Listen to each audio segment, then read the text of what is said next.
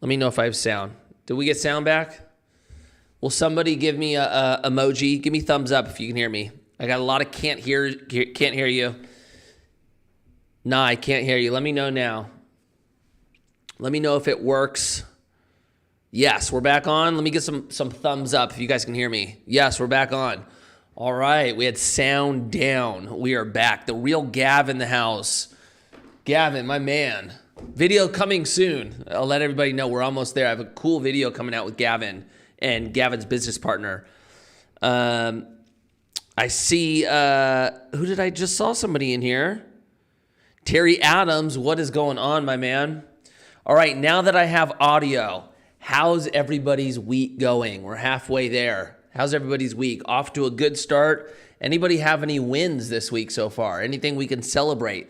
If something great happened to you this week, let me know so that I can acknowledge it. Let's celebrate some wins. I'm trying to think if I had any this week.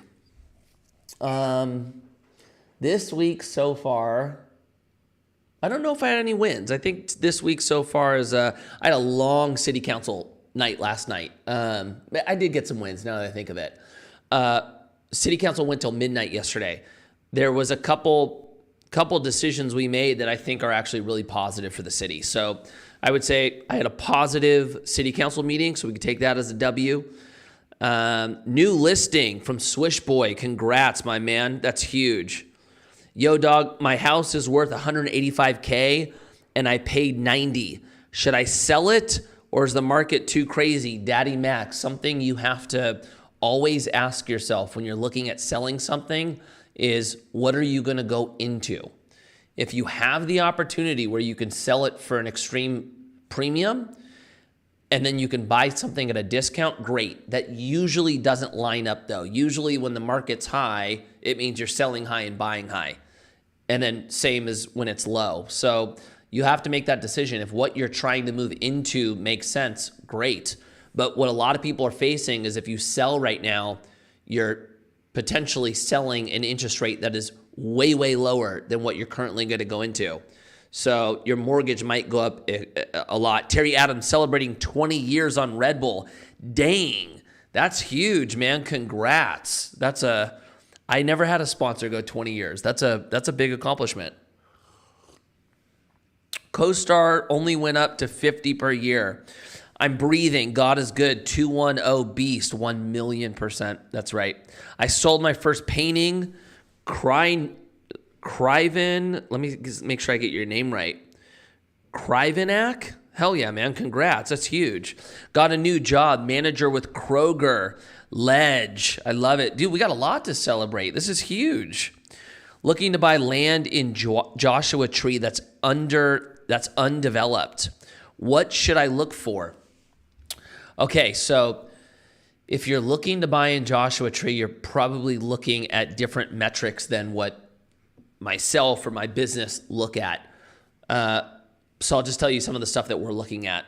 One, we look at major employers, like who is employing the majority of people in that community, and is there some diversity in it? Is it just one major employer? Because if it's just one, you got to be mindful of what happens in an economic downturn. Do people lose jobs? And when people lose jobs, they're displaced. And when they're displaced, that's an impact to real estate. So we look for that. We want good major employers, and we want, hopefully, or in a perfect world, in different industry. We look for population growth.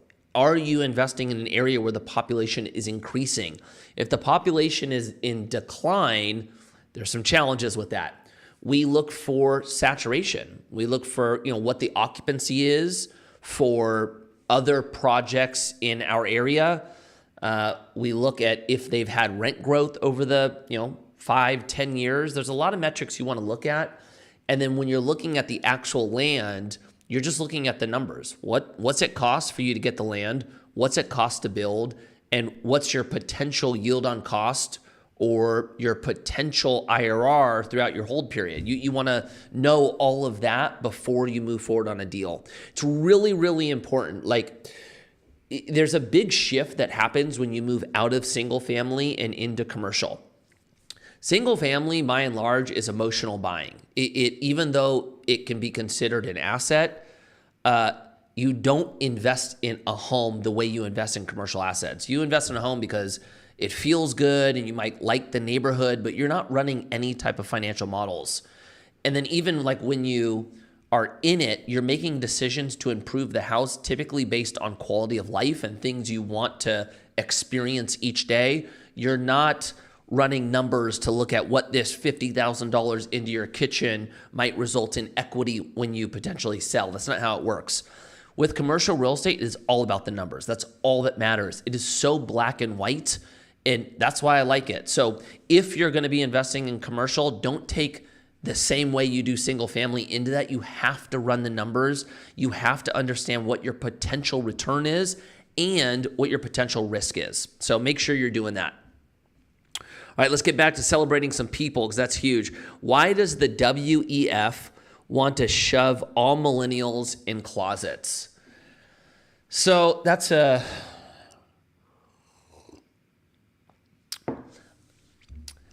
don't want to oversimplify here, but when I'm trying to figure out why people are doing certain things, I try to at least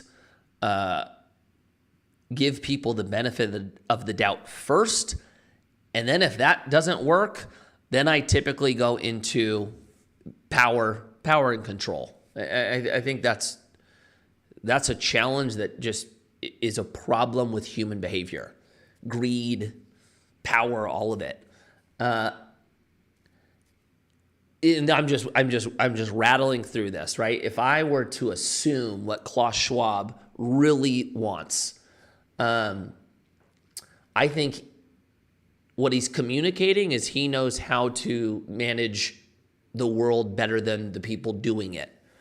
I think he's kind of taking a godlike approach that he is the one.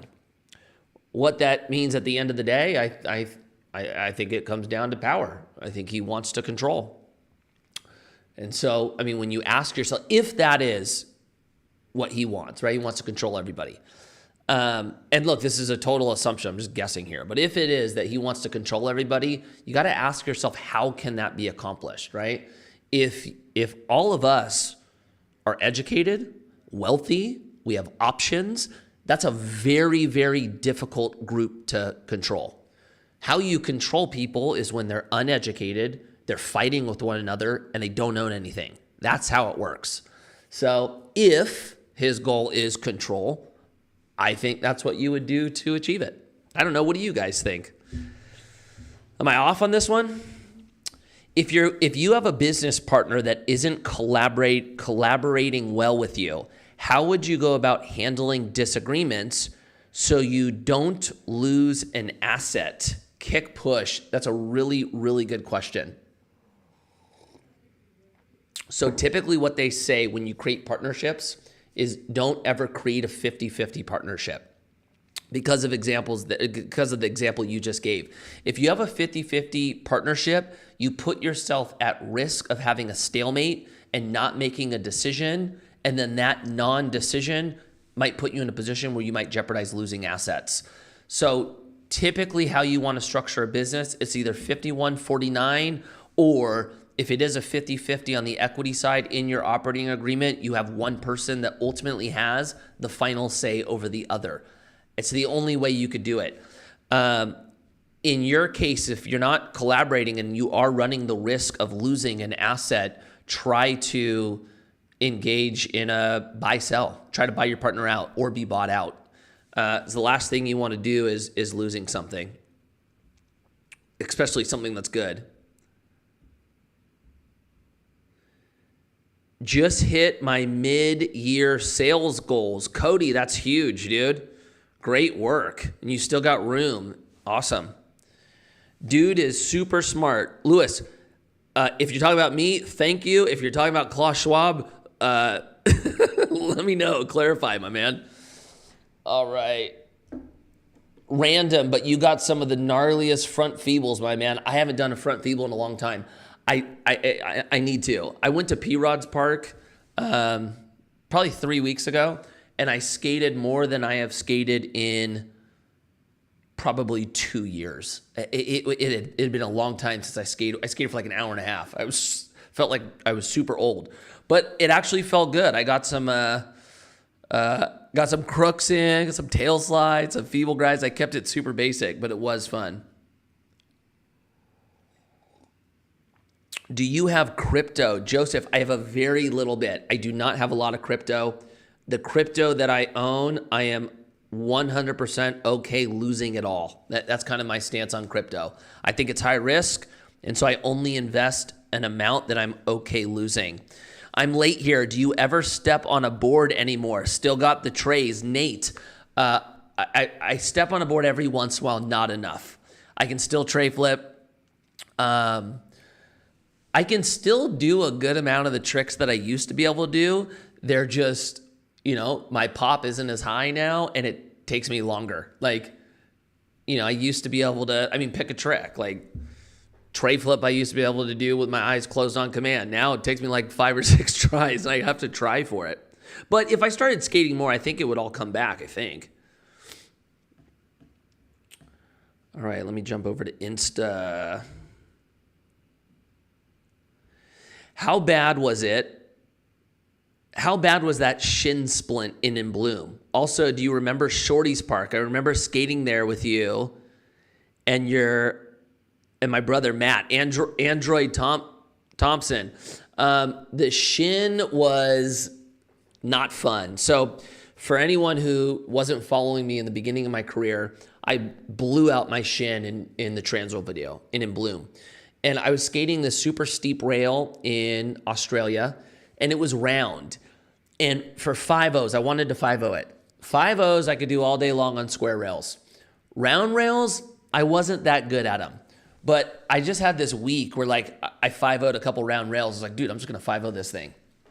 So I 50'd it. I went to 5-0 it, and mid-ollie, I got scared and tried to drop it down into a 50-50, which shows whenever you're scared and you hesitate, that's when you get broke off. If I would have just committed, I probably would have been fine. Anyway, I slipped off toe side, hit my shin on the corner, and I wasn't actually expecting it to be that bad. Like, I thought I'd just maybe cut it a little bit, and I had new jeans on. So I was like, I might as well look in case it's bleeding. I don't want to ruin my jeans. That was my thought. I pull my pants up, the bottom of my pants up over my kneecap, and my shin is basically filleted. It's just wide open. And I think because I wasn't expecting it, I saw it and just kind of the shock hit me. I started getting super dizzy, and all I could think of is I don't want to look at this and try to squeeze it together. And then I was with Paul. I think Evan Hernandez was with us. They basically tied me up, sent me to the hospital. And the crazy part is I went to the hospital. They didn't need really any of my information, no insurance. I walk in, he's like, oh yeah, no problem. Stitched me up. They put this weird tape over it, and I was out. And I remember thinking dude, that was insane. You get hurt, you go to the hospital, they fix you, you walk out, it doesn't cost you any money. 2 weeks later, I get home, and I'm like, okay, it's been 2 weeks. I go to the doctor because I was looking at it, didn't look like it was healed yet. Doctor looks at it, and he panics, right? He looks at me and goes, who did this to you? And I'm like, I was in Australia. I was on a skate trip. I went to the major hospital. And he goes, if this was done in America, the doctor that did this to you would lose his license. This is insane. And I'm like, what do you mean? And he goes, they gave you I think it was 15 stitches. They give you 15 stitches. You should have had 150 stitches or 15 or 16 staples. This thing will never heal this way. And I'm like, okay. And he starts going on about infection, and we can't stitch it up now, and I might lose my leg and all this crazy stuff. All that to say, they basically glued it together. It ended up healing to the side of my leg, on the right shin. It was basically numb for almost 10 years. And then the feeling started coming back. All said and done, I didn't skate for four weeks. So it wasn't that bad, but it was scary. That's for sure. It was definitely scary. I just started this skate wax company 3 months ago, and now stocked in 4 countries. Would it be possible to send you a sample pack completely free? Ledge gloss wax. DM me, send me some wax. And for anybody watching, go check out my guy's page, Ledge Gloss Wax.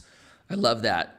Do you think AI is going to eliminate vast amounts of middle and upper middle class jobs, negatively affecting a large amount of downstream industries? AI is going to take away a lot of jobs, for sure. But I actually think it's, okay, there's a lot of different avenues to talk about AI, but just in this lane of how does it impact jobs, I think it's going to change how we work. I think that's going to be like the reality of it. I think it's going to be, similar to just the Industrial Revolution. Like, so much has changed. And so, yes, it's going to eliminate jobs. Like, I think a big group of attorneys, I think they're going to go away. I think copyright, I think accountants, video editors. I mean, there's so many aspects of industry that you're not going to need that many people doing the actual work, but you're going to need people that's then managing the AI. So I think what it's going to turn into is we're going to be in a management position of product or tech as opposed to management position of people doing the task. Jamie Dimon had a really interesting thought on this, that yes, people are going to lose jobs, but we're going to be so much more productive that the amount that the next generation works per week is going to be significantly less. Like, the next generation is only going to work 3 to 3.5 days per week because you're able to get so much more done. So that's a reality. I think what we're going to have to figure out is what happens with deflation, because AI is insanely deflationary. And so the idea is potentially to combat the deflation, people would be working less and you'd have to pay them more. And if you did that, that would be inflationary, and then ultimately we'd, I guess, result in like a net neutral. We'll see. But I mean, it's going to be interesting. I think it's a little scary. There's elements of it that are scary. There's elements of how AI can be used in the wrong hands. That's for sure. Killer Pizza in the house. My man, is the Moore Park Slam. Is this Moore Park Slam? That was the Oz Slam, the 11-stair steep rail. That was brutal. Evan front boarded it. What rail was that? That's the one Dustin Dolan kickflip 50. It was like straight down. That was a bummer. That was a good rail. Terry Adams, selling a portion of my real estate and taking funds to pay off other units that are performing well. Good idea. Terry, I think right now, for anyone who owns real estate, I think what's a smart idea is to make sure you have capital if you have any projects where you have debt that's maturing in the next few years. If that's the case, I would free up capital. I think that's a pretty safe bet, because cap rates have moved, prices have come down, interest rates have gone up, and you want to make sure that if you have debt on projects, there's nothing that puts you in a position of losing a good asset during that time. So freeing up cash may be a good idea for that. One of the crazy parts I would say about real estate right now, for commercial real estate, everybody's been waiting for the market to change. It's changed. I was going over this with Jerry, my partner, yesterday. We've seen cap rates move about 3/4 of a point, almost a full percentage point. That is significant. We're looking at deals where, you would have a project that may have just lost $10, $15 million in that 3/4 of a percentage move. On top of that, you're seeing deals everywhere now, and it is very hard to get financing and getting equity for them. You have to put so much more equity down. So in my perspective, what we're experiencing right now, and I think we're going to have this window, I think for at least the next year, this is what everybody's been waiting for. I think this is actually going to be a really important learning lesson for a lot of us. Everybody, when times are good and prices are super high Everybody's talking about when's the correction happening? When can I start buying stuff at discount? And then all of a sudden it happens and everybody goes, oh my gosh, and they retreat and they get scared and they don't do anything because we all have this debate around where the bottom is. And typically what happens is while all of us are talking about where the bottom is, the bottom's already rebounded and it's already moving up, and we kind of miss a portion of it. I think we're experiencing that right now. And I think there's a lot of people that are going to miss it. And if they do, I think the important thing for all of us to know is the emotional side to investing. It's very easy when you're just looking at the numbers, when you're considering how scary it is to invest when there's deals everywhere, and then you're considering how easy it is to invest when times are good, meaning you're overpaying for everything. It's hard to be a good investor, because to be a good investor, you have to control your emotions. So I think we're going to learn a lot through this. Please, Mike, what is fear in skateboarding? We need you back in skateboarding. Dan Wilder. So if I'm going to be back in skateboarding, the only way that would actually happen is if I was doing something in the skate industry. Maybe like Mike Mo is a good example. Like Mike Mo doesn't skate anymore, but he's like super involved in the skate industry. He's got 2 companies that, I would say by and large, the consumer basis skaters. He's at Street League now judging contests. I think that's pretty rad.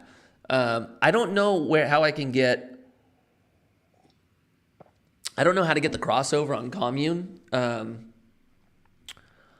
I don't know. Maybe I'd have to do another company, but I've got my hands full right now. I think Commune is going to take the majority of my time here for a little bit. I'm a new grad and have recently started a full-time job. I'm looking to buy a house from investment perspective. Would you suggest short-term rentals or long-term rentals? All right, Cushy 245, congrats on the graduation. For me personally, I'm a long-term investor. That doesn't mean my way is right,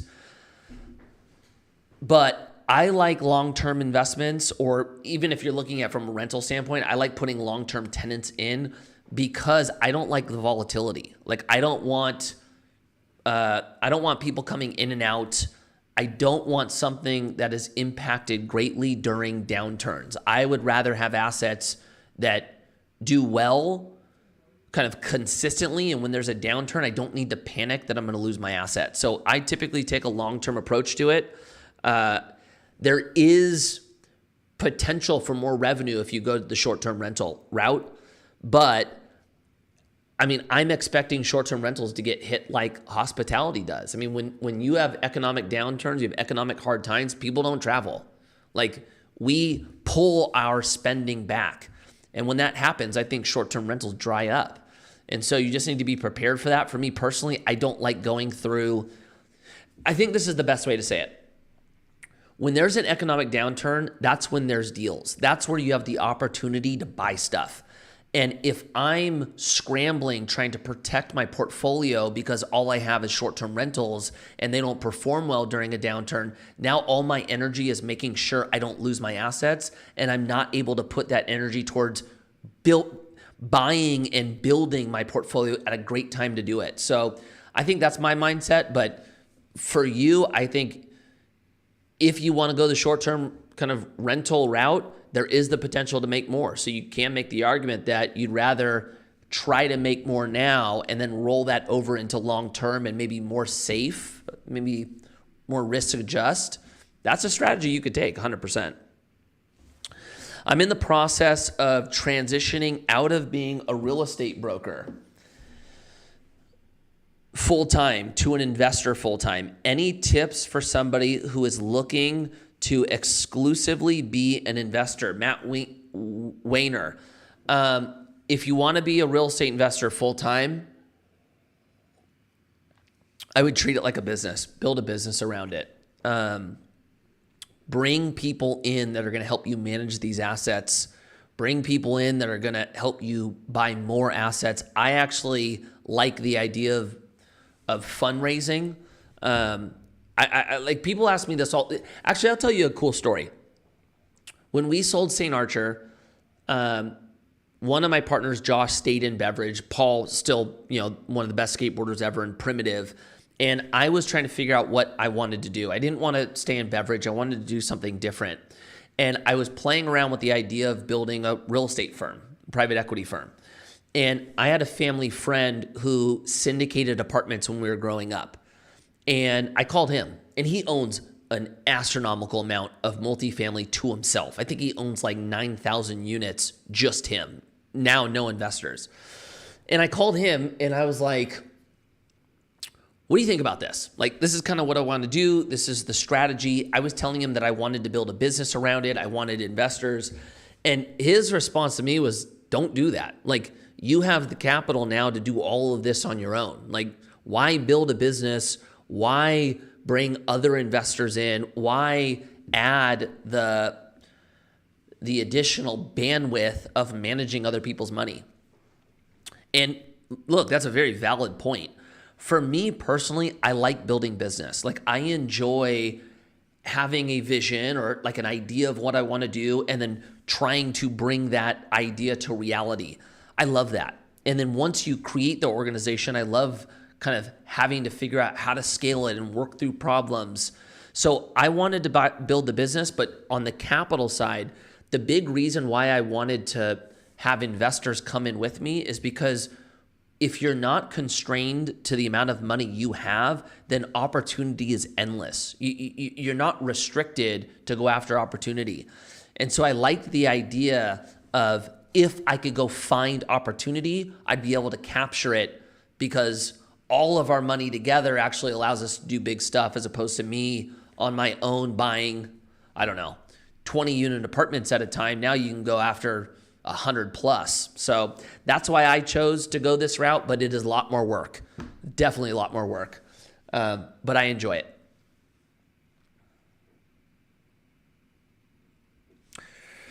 All right, let me switch over to YouTube. Let's see what's going on YouTube. Mike, do you have a schedule for these lives or just do it whenever you have a chance? Jeff, yeah, you know what? I kind of have just been doing it at will. I should probably schedule them. I have a feeling. Do you guys think I should be scheduling this? Should we do it like once a week at, you know what? I'm going to put this out there and I'll stick to it. Let's pick one day a week. We're going live at the same time. If that's the case, what day are we doing it? The only day I can't do is Wednesday after 5. I got a hard cutoff at 5. So if we're going to do a scheduled weekly live, what day are we doing it and what time? Let's get a consensus here. Should I do real estate brokerage as a career? Lego, or is that Jago? Or is that Igo? I think it's Igo.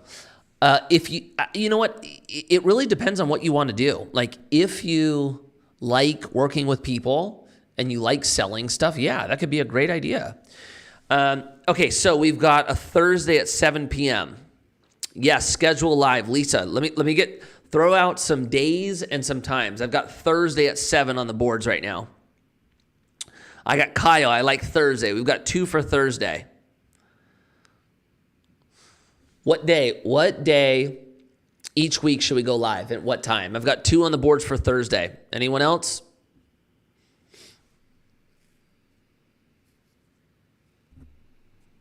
Come on, guys. I need some. We're going to land on Tuesday. Looking for feedback here, everybody.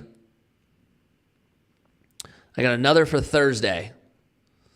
Thursday looks like it's going to be the day. All right, Jack, why did I stop skateboarding?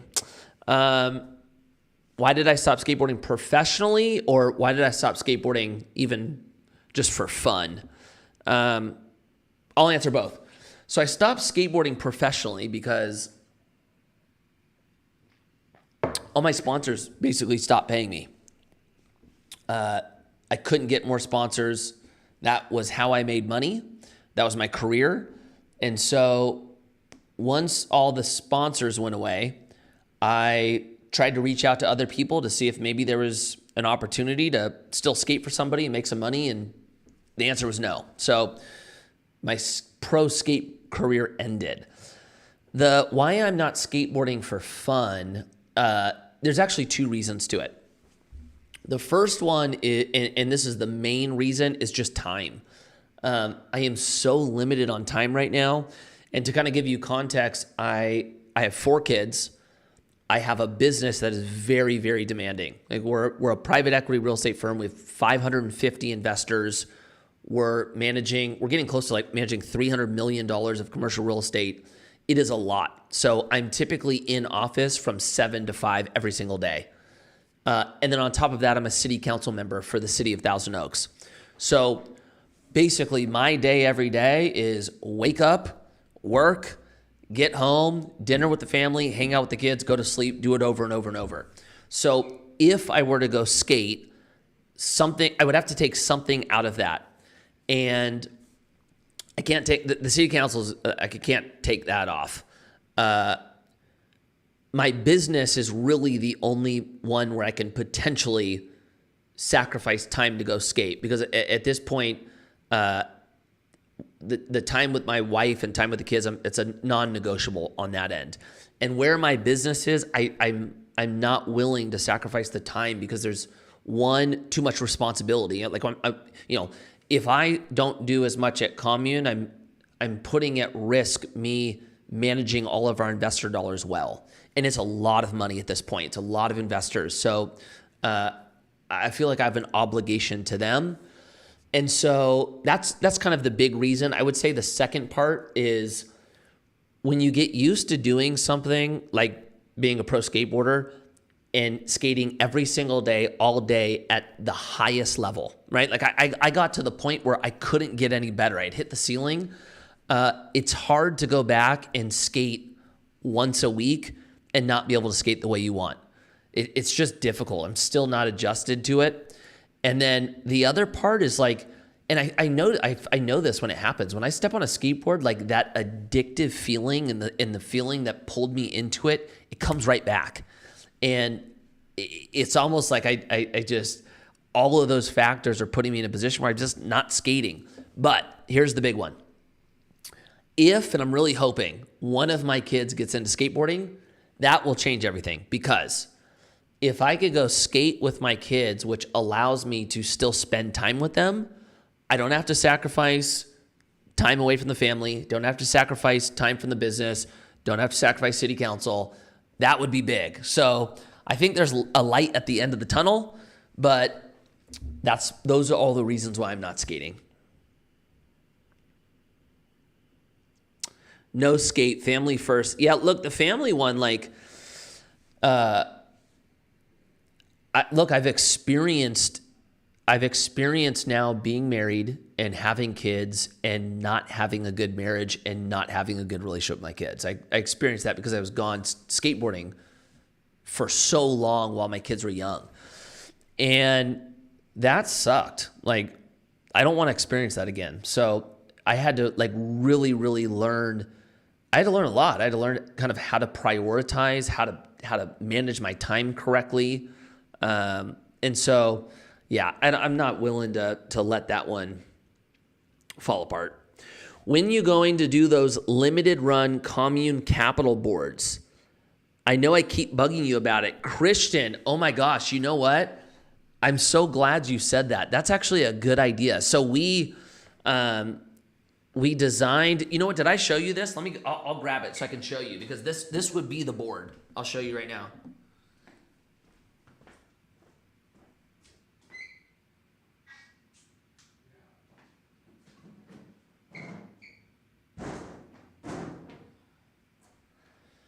Okay, so look, can everybody see this?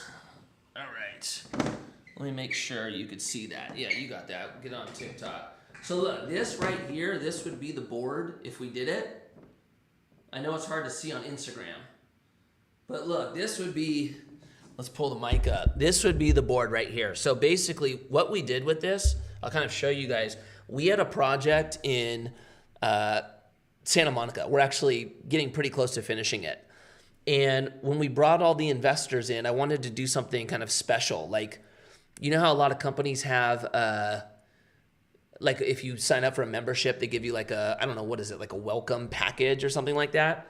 I kind of wanted to do something, and I wanted to do it in a way that I thought no other investor would have this type of investor experience when investing in another private equity firm, right? That was my idea.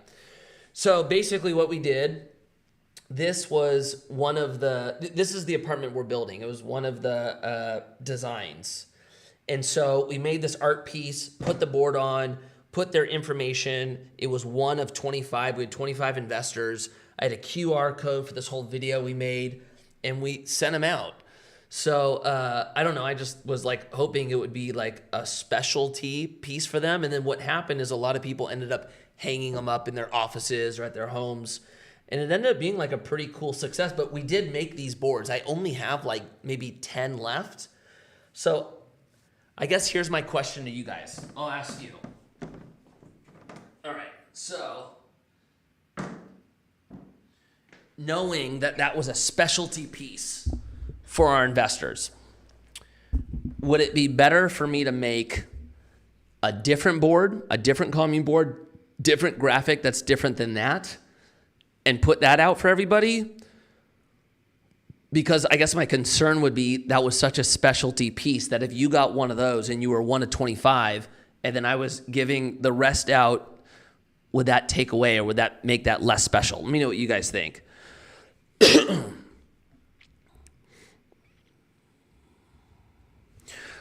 What an incredibly creative way to thank your investors. Statement pieces that provokes questions. Christian, yeah, that was the idea. Like, you know, what I ultimately wanted and why we ultimately landed on that, I wanted the investor to get something that they hadn't gotten before, like something unique. And then why we put the QR code in the story piece, I was hoping that, you know, if they put it at their house, for example, and they had friends over and somebody came by, they're like, what is that? And they would either ask, and that'd be the story piece, or two, you had the QR code. Like, what if somebody just puts, you know, phone in, sees the video, and it was like a rad video?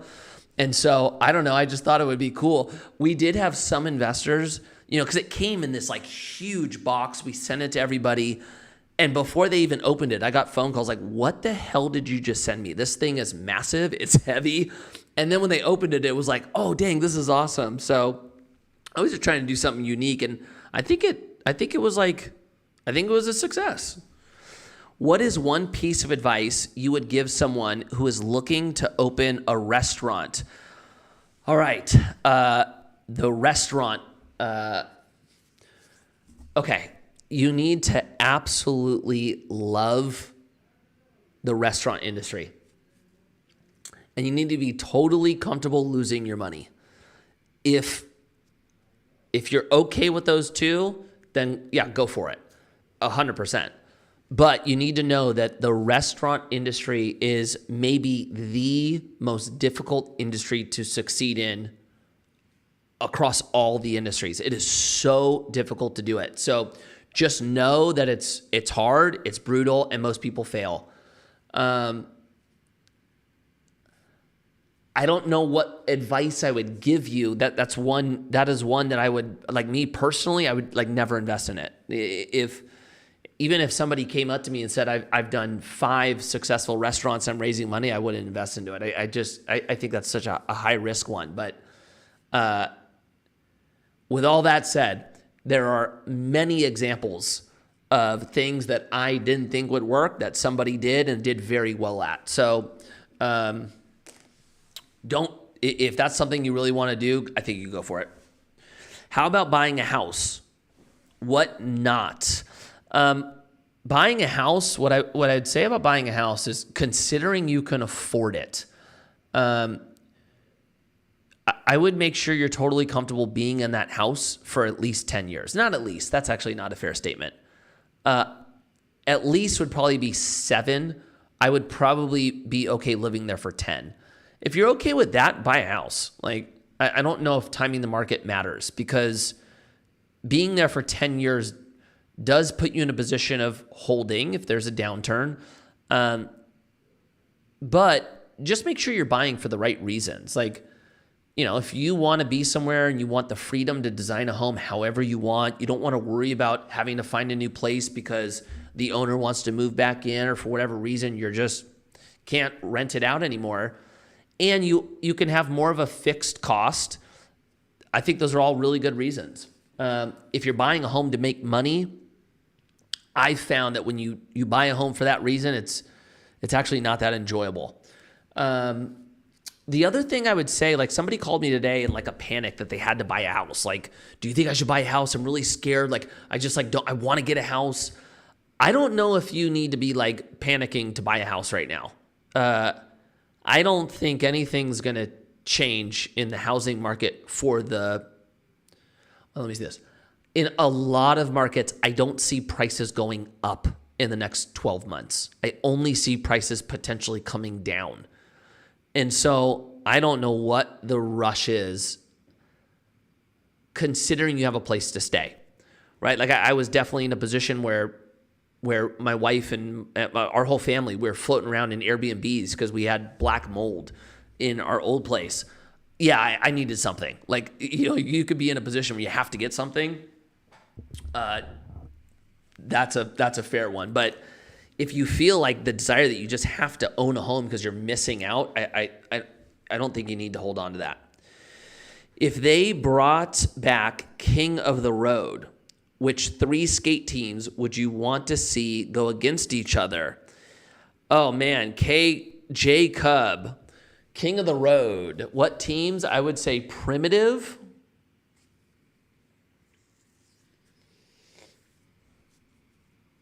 What other companies would be good against Primitive? Primitive would be good at all the skate tricks. Who else would we put on there? April. I mean, you could have Shin and Yuto. That's a scary combo. I don't know. What do you guys think? I think those two would be crazy. Investment properties and personal properties need to be looked at as different. One is an emotional, comfort-centered purchase, and the other is an investment. Christian, that's absolutely right. Getting started in real estate in limited partnerships. What are your thoughts? Okay, so younger limited partnerships. If you're gonna, okay, so when you're investing, you're either going to be investing as an active investor or a passive investor. Active investor basically means you're doing the work. You're finding the properties, you're doing the underwriting on them, you're getting the financing, you're overseeing the manager. Like, you are active in the business.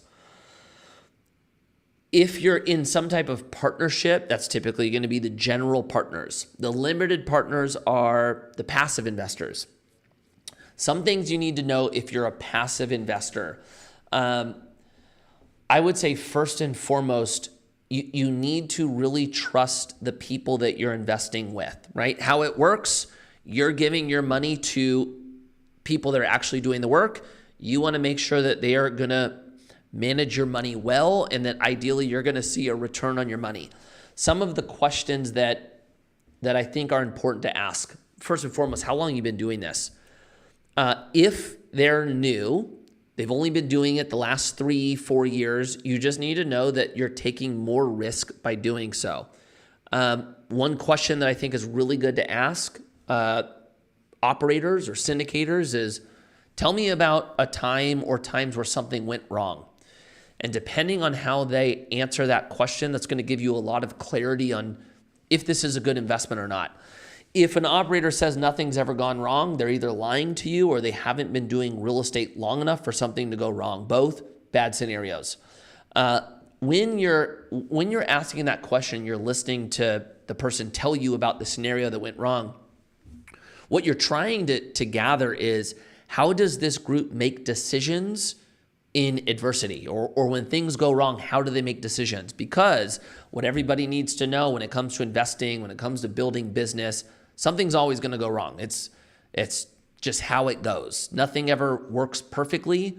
That's okay. You just want to make sure that you're investing in a group that that make smart decisions when things go wrong. And then you ultimately want to ask what that resulted to with the investor. Other questions, you really want to look at how they're getting to their numbers, right? One thing that you see a lot with groups, I would say call it competitors of our company, is they'll market a gross return, right? So what that would look like, it would be like, our company going, hey, we're marketing a 25% IRR, right?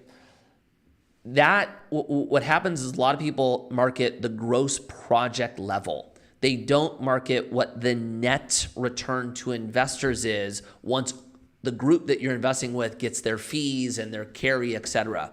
So you want to make sure that you're looking at net numbers, and then you want to know how they're getting to the numbers that are then showing the return, right? Like a good example of that is when you're looking at exiting a project, right? Because when you're looking at return, there has to be an exit date on it. Let's say they're planning on selling the asset in year 5, right? You want to look at what the exit cap or the cap rate that they're basing that number on in year 5.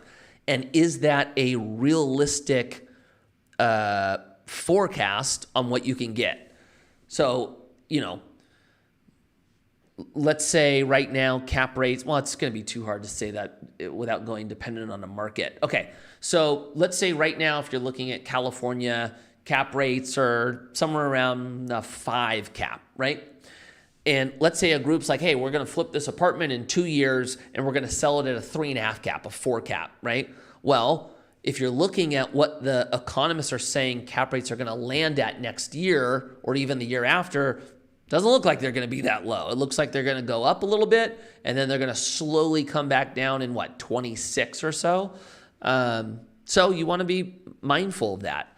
I would ask questions on what type of cushion or reserves they're putting in their deal if things go wrong, right? What happens if there's a construction budget or if there's a rehab budget? What happens if they go over budget? What happens if they don't get the rents that they want to get? What happens if they discount the rents? And you want to see how that impacts your return. If they don't have answers for you, then don't invest. That would be my point. Now, those are some, I think, important things to know. I have 500, what is that, euros to invest? I actually can't answer that question. I can't tell you specific stocks to invest in. All right. 452. Hey, Mikey. Wait. Hey, Mikey. When doing Mikey Days, you seemed to catapult your earnings. Was that through product sales or was there other driving factors? Colt 4-5 Hall. I started making more money when Mikey Days came out. I totally did. The reason why was on two sides.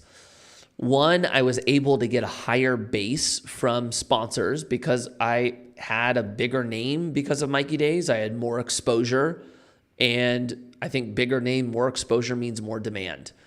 And then on the back end, I was selling way more shoes. Now, I don't know if I was selling more shoes because of Mikey Days or because I designed a good-looking shoe with a company that sold beyond the core market. I'd probably say it was the latter. And so I was making a lot of money because of shoe sales, but my base salary had gone up because of Mikey Days. So that absolutely happened. Thanks for the deep, detailed answer on LPs. You got it, my man. Where do you see interest rates going for real estate? Yeah, that's a good question. That's a good question. I don't know. I really don't know. I'm not convinced that inflation is under control. I'm not convinced it's going anywhere. And if that's the case, I think interest rates have the potential to keep going up. Where they stop, I have no clue. I don't know. That's a hard one. No lie, I bought your shoes because of Mikey Days. Dang, okay. Hey, that's amazing. Maybe that was the case. But you know what? Like the shoes that I made the most money on were my first DC shoe and my first DVS shoe and my first DC shoe. Those were the two shoes that I made the most money on. My DVS shoe went way past skateboarding. It was at a time where like normal people that didn't skateboard were buying skate shoes. And so that shoe I made a lot of money from. When I got on Etnies, I made no money off my shoes. I don't think I ever even made over my base salary. And I had good shoes on Etnies. I just don't think Etnies had the ability to sell into the mainstream the way DVS was at that time, or ultimately where DC was. When I rode for DC, they were barely in the core, but they had so many doors. And then I had a shoe that was just well designed. So, you know, there was for sure some people that I think bought my shoe just because they followed me or liked me, but I think the majority of those shoe sales were because it was a good design. I still got a pair of your Etnies, baby. Such a good, you know, I had one Etnies shoe. It was the one that kind of looked like a Vans. What was that shoe called? Was it the Era? I had a Vans looking Etnies. That was one of my favorite shoes. Do you think faith played a role in your success?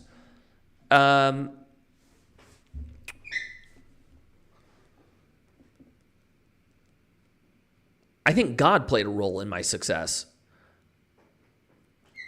Let me think how faith would potentially play a role. Yeah, I guess I would say yeah. Like, look, I'm a believer that. Well, let me say it this way. I try not to take any credit for anything I really do. I believe that God gave us all talents and skills, and then how we apply those skills and the doors He opens. That's the only thing that's on us to do.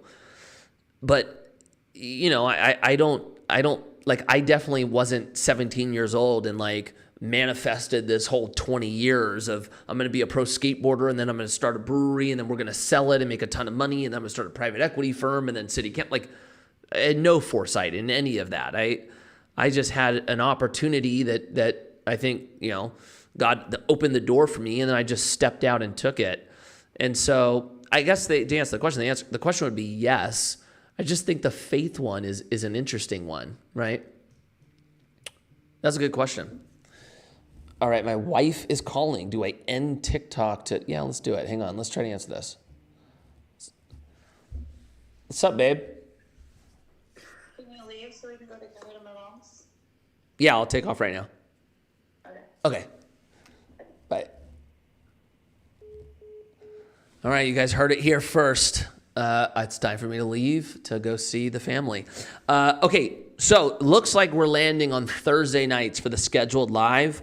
I'll put it up in my story. Let's get a locked-in date. Right now, it's looking at Thursday at 7, but I'll keep everybody informed. Great hanging out with you guys all.